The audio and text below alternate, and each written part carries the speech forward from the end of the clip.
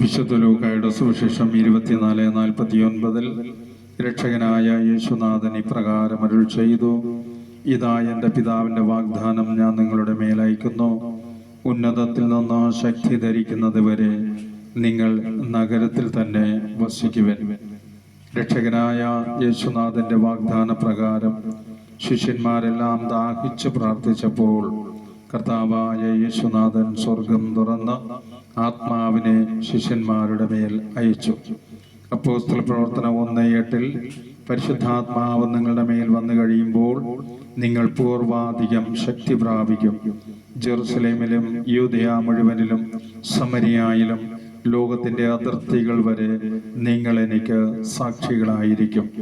ലോകത്തിന്റെ എവിടെയായിരുന്നാലും ദൈവമക്കൾ ദൈവത്തെ മഹത്വപ്പെടുത്തി ദൈവരാജ്യത്തിന് വേണ്ടി ജീവിക്കുവാൻ പരിശുദ്ധാത്മാവിന്റെ സാന്നിധ്യം ആവശ്യമാണ്. ഈ ലോക സുഖമോഹങ്ങളെയും പാപത്തെയും പ്രലോഭനങ്ങളെയും അതിജീവിക്കുവാൻ പരിശുദ്ധാത്മാവ് നമ്മെ സഹായിക്കുന്നു. ദൈവാത്മാവിലൂടെ ദൈവവിളി ശ്രവിക്കുക. ദൈവാത്മാവിലൂടെ ദൈവത്തിന്റെ ശുശ്രൂഷകരായി മാറുക. ദൈവാത്മാവിലൂടെ നിത്യജീവനിലേക്ക് പ്രവേശിക്കുവാൻ നമുക്ക് സാധിക്കും. യോഹന്നാൻ 16:13 രക്ഷകനായ ഈശോ പറഞ്ഞു: സത്യാത്മാവ് വരുമ്പോൾ നിങ്ങളെ സത്യത്തിന്റെ പൂർണ്ണതയിലേക്ക് നയിക്കും.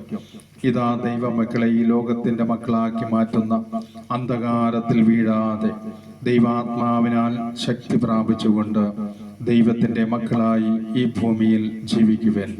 ഗലാത്യർ 5:22 ആത്മാവിന്റെ ഫലങ്ങളെക്കുറിച്ച് പറയുന്നു: സ്നേഹം, ആനന്ദം, സന്തോഷം, സമാധാനം, ക്ഷമ, ദയ, നന്മ, വിശ്വസ്തത, സൗമ്യത, ആത്മസംയമനം. ഈ ഫലങ്ങളാൽ നിറഞ്ഞുകൊണ്ട് ദൈവത്തിന്റെ മക്കളായി ഭൂമിയിൽ ജീവിക്കുവാൻ. ജീവിതത്തിൽ വരുന്ന കഷ്ടപ്പാടുകളെ എപ്രകാരമാണ് ദൈവസന്നിധിയിൽ സമർപ്പിച്ച് പ്രാർത്ഥിക്കേണ്ടതെന്ന് ആത്മാവിലൂടെ നമുക്ക് വെളിപ്പെടുന്നു. ഇത് റോമ 8:26 നമ്മുടെ ബലഹീനതകളിൽ ആത്മാവ് നമ്മെ സഹായിക്കുന്നു. വേണ്ട വിധം പ്രാർത്ഥിക്കേണ്ടത് എങ്ങനെയെന്ന് നമുക്കറിഞ്ഞുകൂടാ. എന്നാൽ ആവാച്യമായ നെടുവീർപ്പുകളാൽ ആത്മാവ് തന്നെ നമുക്ക് വേണ്ടി മാധ്യസ്ഥം വഹിക്കുന്നു. ഒരു യോഗ്യതയുമില്ലാത്ത നമ്മെ യോഗ്യരാക്കുന്ന ദൈവത്തിന്റെ ആത്മാവിന് വേണ്ടി ദാഹിക്കുവിൻ, പ്രാർത്ഥിക്കുവിൻ, ദൈവവിളി ശ്രവിക്കുവിൻ, ദൈവത്തിന്റെ ശുശ്രൂഷകരായി ജീവിക്കുവിൻ. ഹല്ലേലൂയ.